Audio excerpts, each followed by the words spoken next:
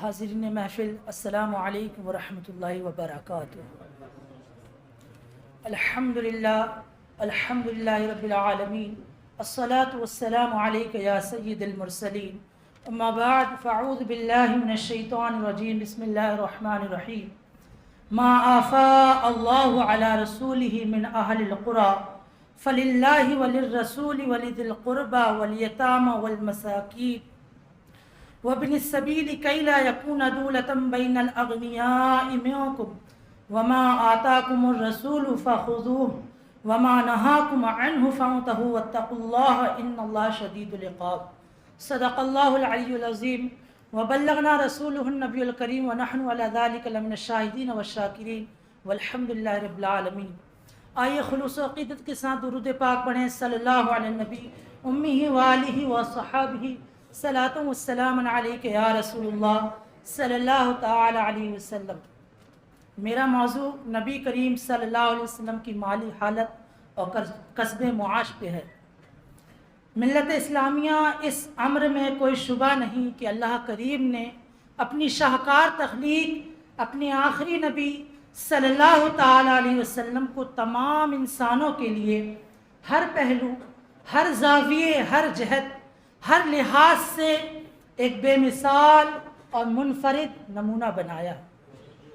اس میں کوئی شک و شبہ نہیں۔ جہاں اللہ کریم نے بے شمار کمالات آپ کو عنایت فرمائے ہیں، وہاں اس نے نبی کریم صلی اللہ علیہ وسلم کو عام لوگوں کے برعکس بالکل منفرد، بلکہ صبر و قناعت اور قوت برداشت اور دنیا سے بے رغبتی عطا فرمائی، اور غنائے نفس کی دولت سے مالا مال فرمایا۔ اس کے باوجود آخرکار آپ بھی ایک انسان تھے، بشر تھے، آپ کے بھی اہل و عیال تھے، آپ کے بھی گھر والے تھے۔ جس طرح دیگر انسانوں کو اور بھی چیزوں کی ضروریات ہوتی، آپ کو بھی ہوتی تھی۔ آپ کو بھی کھانے پینے کے لیے انتظامات کرنا پڑتے تھے، علاج معالجہ، روزمرہ کی ضروریات کی ضرورت ہوتی تھی، اور امت کے عیال دار لوگ، ان کے لیے آپ کو ایک نصیحت نما ایک نمونہ بھی چھوڑنا تھا کہ ہم کیسے رزق تلاش کریں، کیسے کاروبار کریں، کسب معاش کے تعلق سے ہم کیسے حساس مند ہو۔ تو امت کے عیال دار لوگوں کے لیے آپ کو نمونہ چھوڑنا تھا۔ تو سوال پیدا ہوتا ہے کہ آپ صلی اللہ علیہ وسلم اپنے گھر کی ضرورات کس طرح پورا کرتے تھے؟ آپ صلی اللہ علیہ وسلم کا کاروبار کیا تھا؟ آپ کی آمدنی کے ذرائع کیا تھے؟ آپ کی انکم کے ذرائع کیا تھے؟ اور حدیث پاک بھی ہے، اگر ہم حدیث پاک پڑھیں تو پتہ چلے گا کہ آپ فرماتے ہیں کہ اپنے ہاتھوں کی کمائی سے بہتر کوئی کمائی نہیں، اور آپ فرماتے ہیں کہ اللہ کے نبی حضرت داؤد علیہ السلام اپنے ہاتھوں کی کمائی کھایا کرتے تھے۔ ملت اسلامی اگر تاریخ آپ پڑھیں گے تو پتہ چلے گا کہ جب نبی کریم صلی اللہ علیہ وسلم کی ولادت ہوئی تو آپ کے والد محترم آپ سے ولادت کے پہلے ہی اس دنیا فانی سے کوچ کر گئے تھے۔ پھر آپ کی عمر 6 برس کے قریب ہوئی تو آپ کی والدہ بھی اس دنیا فانی سے رحلت فرما گئی۔ پھر جناب ابو طالب، حضرت ابو طالب جو آپ کے چچا ہیں، ان کی پرورش میں آپ نے جوانی کی عمر کو پروان چڑھی، آپ نے جوانی کی عمر پائی۔ جب آپ کی عمر لگ بھگ 10 سے 12 سال کی ہوئی تو آپ نے اپنے چچا کی معاشی حالت کو دیکھا، کوئی خاص معاشی حالت نہیں تھی، بہت کمزور حالت تھی۔ تو آپ اپنے چچا کے ہاتھ بٹانے کے لیے اس عمر میں، جس عمر میں آج ہمارے یہاں 10 سے 12 سال کے بچے کھیلتے رہتے ہیں، گیموں میں، موبائلوں میں لگے ہیں، اس عمر میں اپنے چچا کے ہاتھ بٹانے کے لیے آپ نے بکریاں چرانا شروع کر دی۔ معاشی معاملات کو دیکھتے ہوئے آپ نے بکریاں چرانا شروع کر دی، اور آپ فرماتے ہیں بے شک میں اہل مکہ کی بکریاں چرایا کرتا تھا۔ جب آپ جوان ہوئے تو آپ نے اپنا کاروبار کے لیے تجارت کو اپنا ذریعہ بنایا، آپ نے تجارت اختیار کی۔ ابھی کیوں کی، اس کی بہت ساری وجوہات ہیں، لیکن ایک واضح وجہ یہ ہے کہ بنو ہاشم، آپ کے آبا اجداد اور قریش مکہ بھی تجارت کیا کرتے تھے، اس لیے آپ نے تجارت کو ہی اختیار کیا۔ آپ صلی اللہ علیہ وسلم نے حضرت خدیجۃ الکبریٰ رضی اللہ تعالیٰ عنہ کا مال لے کر ملک شام کا سفر کیا، اور بہت نفع بخش، بہت فائدہ مند تجارت کی، اتنی زبردست تجارت کی کہ جس کی کوئی مثل نہیں۔ اور آپ نے اپنی امانت داری اور دیانت داری کی بنیاد پہ بازار میں ایک اچھا خاصا مقام حاصل کر لیا۔ آپ کی ایمانداری کی وجہ سے لوگ دوسروں سے نہ خرید کے بلکہ آپ کے ہاتھ کاروبار کرنا پسند کرتے تھے۔ آج کاروبار میں جو ہم کہیں نہ کہیں پیچھے ہیں، اس کی وجہ یہ ہے کہ کہیں نہ کہیں ہم دھوکہ دھڑی کے چکر میں پھنس جاتے ہیں اور جھوٹ سے کام لیتے ہیں۔ بلکہ اللہ کے نبی نے حدیث پاک میں یہ بھی فرمایا کہ جھوٹی قسمیں نہ کھاؤ اپنے کاروبار کے لیے۔ آج ہماری کاروبار میں پشے پست ہونے کی وجہ بھی ایک یہی ہے کہ ہم جھوٹ کہیں نہ کہیں بول جاتے ہیں۔ آپ نے بہت زبردست تجارت کی، پھر اس کے بعد 25 سال کی عمر قریب آپ کی ہوئی تو حضرت خدیجہ الکبریٰ رضی اللہ عنہ سے آپ کا نکاح ہوا۔ اس نکاح میں آپ غور کریں، اس نکاح میں آپ نے 20 اونٹنیاں مہر میں ادا کی تھی۔ آپ گمان کریں کہ ایک اونٹ کی قیمت کیا ہوگی؟ اگر ہم لگ بھگ 2 لاکھ روپے ایک اونٹ کی قیمت، جب بقرعید آتی ہے تو ہمیں سمجھ میں آتا ہے کہ جانوروں کی قیمت کیا ہوتی ہے۔ ایک اونٹ کی قیمت اگر 2 لاکھ بھی ہم نے جوڑ لی تو آپ 20 اونٹوں کی قیمت کو گمان کریں، 40 لاکھ روپے ہوتی ہے۔ اللہ اکبر، 40 لاکھ روپے۔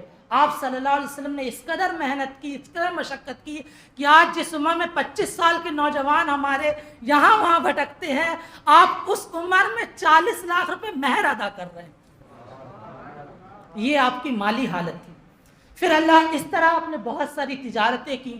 آپ نے تجارت کے معاملے میں ودیشی سفر بھی کیے، جس میں ملک شام، یمن اور دیگر ملک بھی ہیں، آپ نے ودیشی سفر بھی کیے۔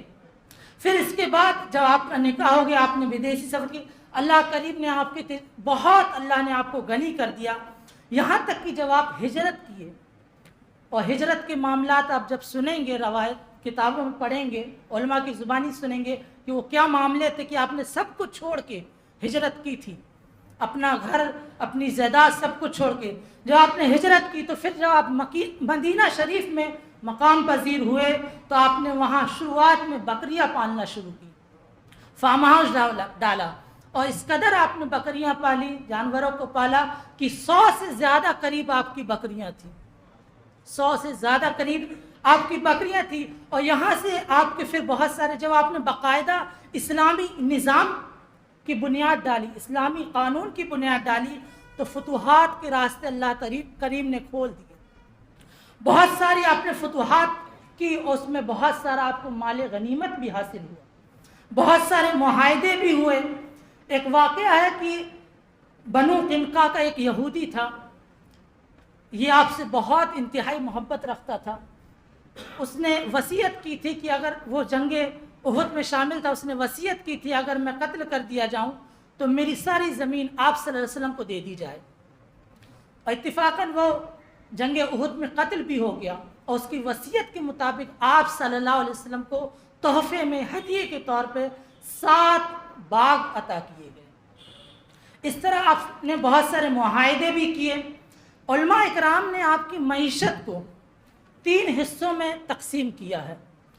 پہلا حصہ ہدیہ، جو 8 حصوں میں ہے، جس میں مخریق یہودی کا وہ 7 باغ بھی شامل ہیں، بنو نذیر کی زمین، خیبر کے 3 حصے، باغ فدق اور وادی القرہ کا ثلث، اور سوق المدینہ جسے مظہور کہا جاتا ہے، یہ حاصل ہے۔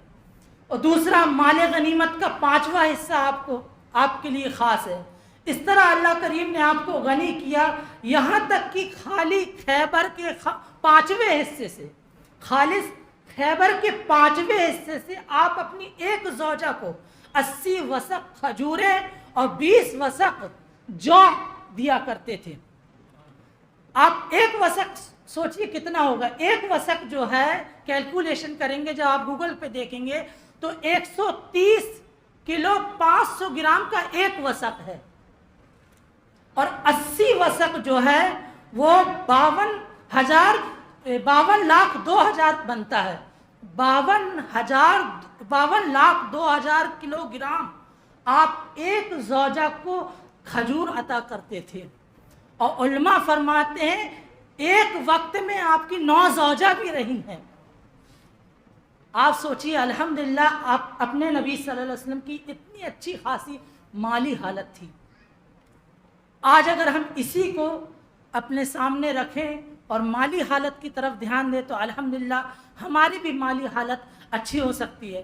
نبی کریم صلی اللہ علیہ وسلم کے اوصاف اتنے زبردست اوصاف ہیں کہ ہم چند پنوں میں اس کو بیان نہیں کر سکتے۔ اعلیٰ حضرت کے اس شعر پہ اپنی گفتگو ختم کروں گا۔